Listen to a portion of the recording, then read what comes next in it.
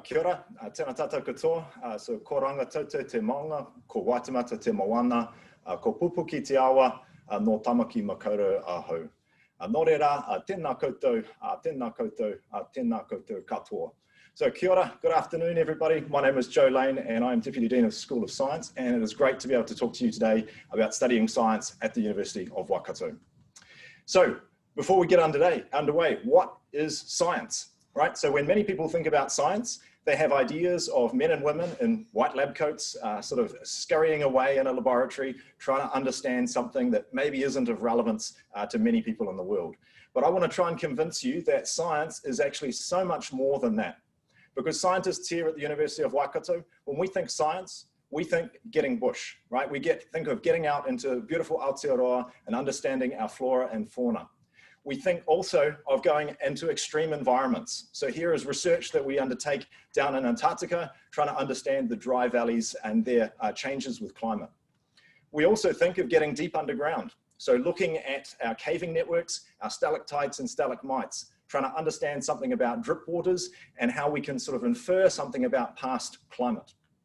We also think about getting out on the ocean. And here we've got Associate Professor Kura Paul Burke out at our Tauranga campus, enjoying the beautiful Tauranga moana, trying to understand something about marine biology and the ecology of that network. And for those not content with staying above the surface, we can get in and deep underwater, trying to understand what is happening with things like the White Island disaster and understanding how that eruption has impacted the local marine ecosystem. So when we think science, we think something so much more broadly than just what you might understand from a lab coat and somebody working in a laboratory. The definition of science, if you look it up in a dictionary, will be something along these lines. So it's a systematic study of the structure and behavior of the physical and natural world that we look at through observation. That's the definition you might find in a dictionary. It's not the definition I'd use. The definition that I would work with is that science is simply structured curiosity. Right? If you are passionate and interested about the world around us, if you wonder why things happen, then science, a career in science, could be for you. So if you were to have a look in a New Zealand context and try to understand where science fits into our broader economy, you might find something like this national statement about science investment. And there's some great text in there, right? Science plays a central role in creating opportunities and solving problems associated with our well-being and our economy. Okay, we know though that we're seeing increasing funding of government interest into the science sector. And at this present time, you know, where we are sort of struggling and battling a little bit with the effects of COVID-19, I think this has been an opportunity to really showcase the importance of science in the New Zealand society. There was a great article that was published in the New Zealand Herald not so long ago that sort of outlined some of the key scientists who have led our fight against COVID and have really been what has set our nation and our government apart compared to other nations of the world. We've simply listened to the scientific experts. We've had great leaders in place. And as a consequence, we have had, you know, a relatively mild symptoms and cases associated with COVID-19. What I'd also say, and I'd normally talk about this at the beginning of any presentation, is to talk about what a career in science might look like. So this is very live and fresh data. I put this together just last night. So I quickly jumped on seek.co.nz to have a little bit of a look of the sorts of jobs that are in place here in Aotearoa, New Zealand, and also over across in Australia. So currently we see about 800 jobs in the New Zealand context and about 5,000 in Australia. And here's a selection of some of the things you might see, right? So chemistry technician, this is probably the sort of thing you were expecting when you were thinking about a career in science. So that's pretty normal. We see things though, roles that might be a little bit more different than what you were expecting. Things like policy analysts, so writing and shaping and crafting the policies that define science and how this works in the New Zealand system. We see roles in terms of building and construction, ensuring we've got environmental managers that ensure the impact of any construction process is not going to be too detrimental to the broader environment. We see roles associated with agriculture, this one looking for sustainable dairying. How do we partner a rising and growing sort of agricultural sector in New Zealand? How do we balance that against the needs of the environment? We see roles associated with biosafety. And of course, this is really prevalent and really significant, both in terms of bringing in invasive species, but also in terms of bringing in and importing things like the COVID-19 virus. We also see roles associated with good use of water resources. So this one advertised over in the Hawke's Bay region, a region that produces a large amount of fruit and other sort of agricultural products, but one that's gripped with drought conditions many years. So being able to use that water in an effective way is really important.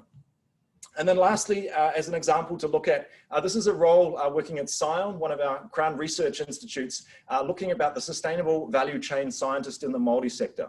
And this is something we see increasingly in the New Zealand context, where iwi groups have significant interest in a number of environmental areas or environmental issues, and are needing to be able to bridge that gap between a Western world and understanding of science and a Te Ao Māori, a Mataronga Māori worldview of how that science interplays with Māori culture. So those are just some of the jobs that you can find advertised at the moment. And I guess what I'd like to highlight is that even under the present situation with COVID-19, with parts of our economy under a significant pressure, we still see strong demand for science graduates, which makes it an exciting career for you to consider. So hopefully I've managed to convince you of why you might want to study science, why science might be an exciting career for you. Let me try and outline a little bit why I think it's the best choice to come to the University of Waikato to be able to study your science degree.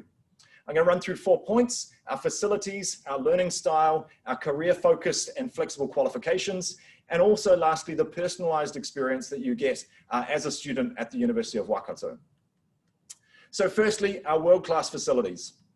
So the University of Waikato, whether you are at our Hamilton campus or whether you are across at our Tauranga campus, which is beautiful, and I must say, if you get a chance to go check out this new building, it really is something special. But we have world-class facilities at both campuses, be that in a laboratory kind of setting, the traditional understanding of what you might think of as science, or be that, trying to look into the agricultural sector. In the back here, you can see some images of manuka flowers. These manuka plants are being grown to try and understand the different conditions that affect the production of manuka honey. Maybe you've seen manuka honey at supermarkets and you've seen the sort of understanding of the medical benefits or the sort of positive health benefits associated with manuka honey. What you might not know is that that research was really undertaken at the University of Waikato. It was researchers here that sort of opened our understanding of what the manuka honey industry really could be. Lastly, in terms of getting out and into beautiful Aotearoa, so this is an experiment where they're trying to understand something around soil respiration. So this is in the area of our agricultural greenhouse gas emissions, the different impacts that we have on the soils, and how we can understand those processes to ensure a good partnership between farming and agriculture, and also our commitments to reducing greenhouse gases. Okay, hands-on learning. So this is something I'd like to kind of pause and talk a little bit about. Obviously, under the current COVID-19 situations, some decisions have had to be made to move some learning into an online format. What I want to encourage and kind of let you guys know is that, the University of Waikato, our science program is still very much a hands-on program. While we've moved some of our lecture delivery to an online format, our labs and our practical elements, our field trips, etc., are still underway, and students are having a fantastic time. So be that if you're getting out into kind of a coastal environment, and we run a number of different field trips scattered throughout our different programs, particularly in environmental sciences, ecology, biodiversity, and in earth sciences. Be that hands-on work in a laboratory, so you'll get access to some of the great sort of world-class facilities, even in your undergraduate laboratory. So your first time at university, you'll be working with fantastic equipment.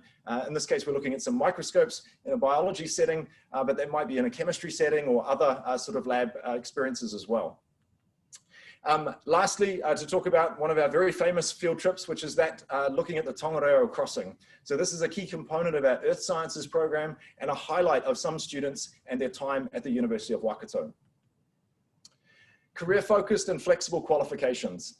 So I had the privilege a few years ago of leading the design and redevelopment of our undergraduate and postgraduate curriculums at the University of Waikato, with a strong focus of trying to create degree programs that really help to match a student's ambitions and goals with their career, with their kind of current state of learning. So whether you're a school leaver or a mature student looking and considering to study at the University of Waikato, we have good pathways for you. In terms of science, we run a broad number of different science subjects. So aquaculture, chemistry, earth sciences, ecology and biodiversity, environmental sciences, material science, molecular and cellular biology, and psychology. Aquaculture and environmental sciences are available at our Tauranga campus, with aquaculture being specifically just at the Tauranga campus. We then have a broader range of minor subjects. Things like animal behavior and biochemistry, hydrology, geology, and soil science are some of the specific minors that are available here at the University of Waikato. Now, what we encourage you to do is to choose a combination of your major subjects and minor subjects to really create a degree that fits for you, right? It matches where you're trying to get to with your career and your study options. We also believe really strongly in trying to give students their very best opportunities going out into the workplace. And so we can kick off your career, right, to finish up your degree here at the University of Waikato by completing one of 3 different so-called career start papers. Now, these papers are unique to the University of Waikato, and there are 3 papers that are really for different types of students who have different career ambitions. One's not better or worse than another. It's really just about trying to connect you from your learning now to where you're trying to go with your career. So the first of these are our capstone projects. These are projects for students that are looking to develop their teamwork, communication skills, their ability to work in groups to effectively solve genuine real-world problems. We've had some exciting capstone projects over the last couple of years, looking at things like the remediation of the Waikato estuary over in the Tauranga region, which has recently had freshwater diverted into it for the first time in many decades. Our students have had an opportunity to work with local iwi and to understand the baseline, what was the environment like before this change, and then how has it changed since the reintroduction of water. It's a pretty exciting project. And in totally different types of projects, we have students out placed into local primary schools who will get the opportunity to work and really share their love and knowledge of science with those primary school students. Our Scientists in Schools program is really popular with a number of different graduates for a range of different fields. So those are some of our capstone projects. We also then have our undergraduate research projects. So if you're a student and you're thinking maybe about doing master's research or going on to do a PhD, we'll give you the opportunity to do real research as a part of your undergraduate program. That's a great chance to try out what it's like to be a postgraduate student, and it will set you up perfectly to be able to go on and continue with further study. Lastly, we have our science work placements.